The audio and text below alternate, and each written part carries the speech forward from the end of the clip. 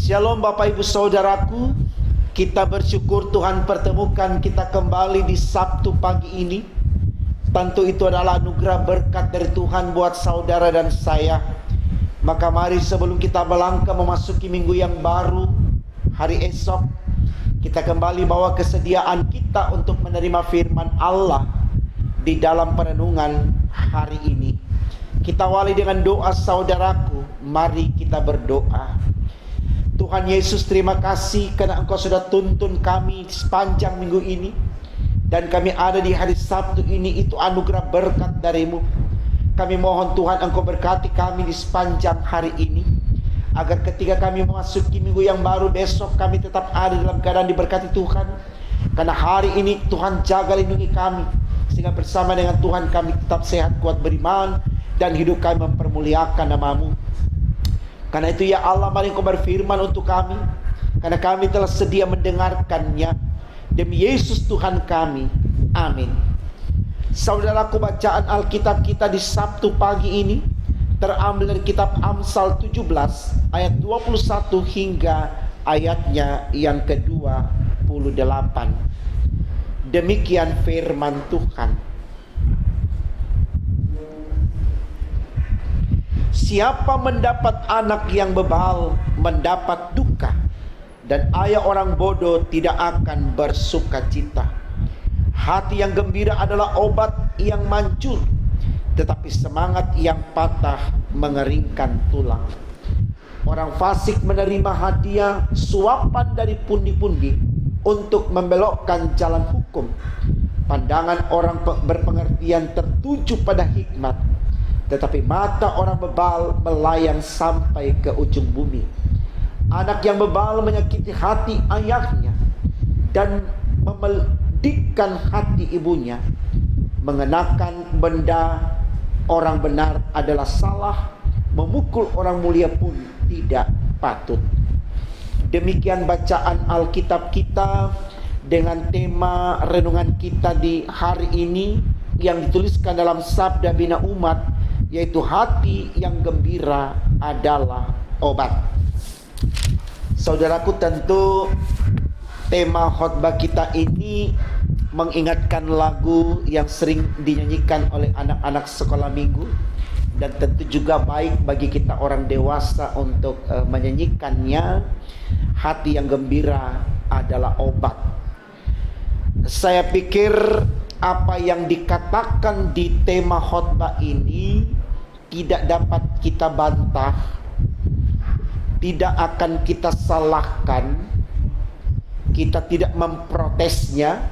Kenapa? Karena memang kita mengaminkan hati yang gembira itu adalah obat. Artinya saudaraku, kalau kita memiliki hati yang gembira, maka di sana akan selalu ada rasa syukur atau ungkapan syukur. Karena orang yang bergembira tidak mungkin bersungut-sungut. Orang yang bergembira tidak mungkin marah. Orang yang bergembira tidak mungkin kesal. Orang yang bergembira tidak mungkin melakukan sebuah kejahatan. Nah, itulah alasan kenapa dikatakan hati yang gembira adalah obat. Karena dia akan selalu menjadi kekuatan, akan selalu menjadi semangat dan pemotivasi bagi orang tersebut untuk bisa memanage hidup ini, memperlakukan hidup ini dengan baik dan benar. Kenapa orang sakit minum obat saudaraku? Supaya dia sembuh. Kenapa dia sembuh? Supaya dia kuat, dia bisa memanage hidup ini. Nah, itulah kekuatan kita orang percaya. Untuk bisa menjalankan seluruh tanggung jawab kita, kita harus punya hati yang gembira. Itu spirit, itu penyemangat untuk bisa melangkah menembusi hari yang penuh dengan tantangan, melewati segala macam bentuk penderitaan. Saya pikir ini sesuatu yang baik untuk kita renungkan, supaya kita mulai memanage hati kita untuk selalu digembirakan, disukacitakan. Karena sekali lagi kalau kita miliki itu saudaraku, saya percaya Tantangan sebesar apapun yang kita hadapi, kita akan bisa mengalahkannya. Karena di sana ada kekuatan bagi kita untuk meminta kepada Tuhan memberkati kita. Orang yang punya hati gembira akan mudah berbicara dengan Allah, akan dapat membangun hubungan yang akrab dengan Allah. Itulah alasan kenapa Paulus katakan dalam Filipi 4 ayat 4, yang selalu saya sampaikan kepada jemaat lewat firman yang diberitakan. Di sana Paulus katakan, bersukacitalah senantiasa dalam segala hal di dalam Tuhan.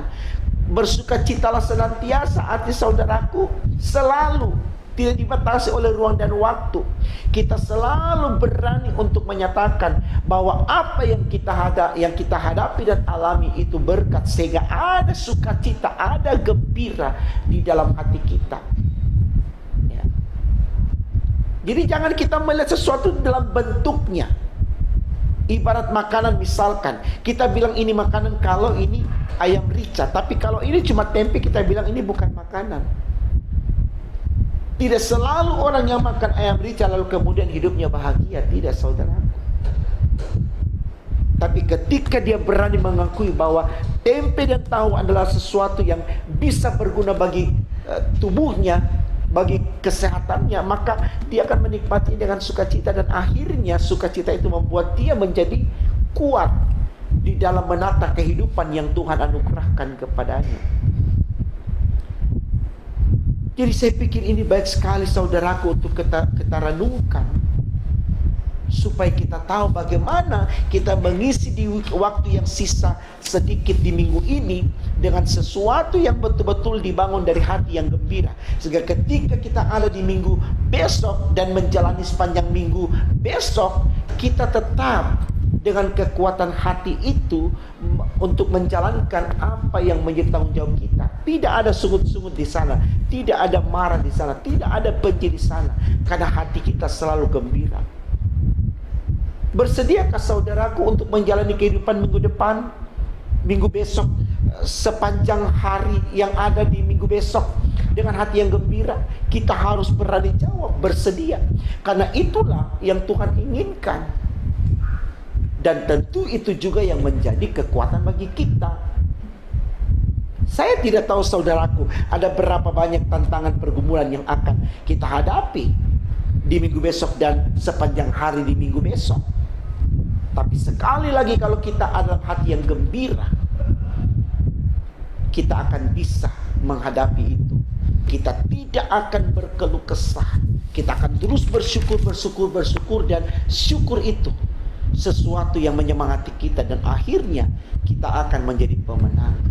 Berjuang dalam hidup ini Tuhan dengan hati yang gembira, itu syarat mutlak yang tidak boleh kita abaikan. Karena dengan hati yang gembira, iman kita bertumbuh. Kenapa? Karena kita selalu bersyukur kepada Allah.